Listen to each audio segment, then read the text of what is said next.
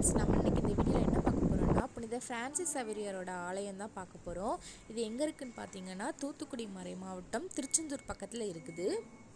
இந்த ஆலயத்துக்கு கிறிஸ்டின் மக்கள் மட்டும் இல்லாமல் நிறைய ஹிந்து மக்களும் வந்துட்டு போகிறாங்க. அதே மாதிரி கேரளாவில் இருந்தும் நிறைய மக்கள் இந்த ஆலயத்துக்கு வராங்க.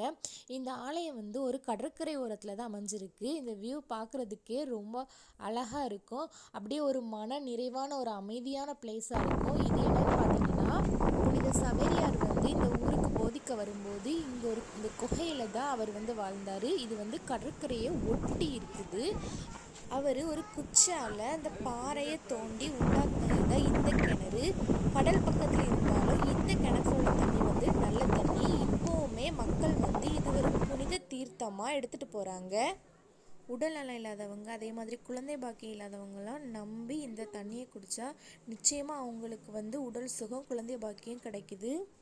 சவேரியார் வாழ்ந்த காலத்துலேயும் சரி இப்போவும் சரி மக்களுக்கு வந்து நிறைய புதுமைகள் செஞ்சிட்ருக்காரு. நீங்களும் இந்த கோயிலுக்கு வந்திருக்கீங்கன்னா கமெண்ட் பாக்ஸில் கமெண்ட் பண்ணுங்கள். Bye friends.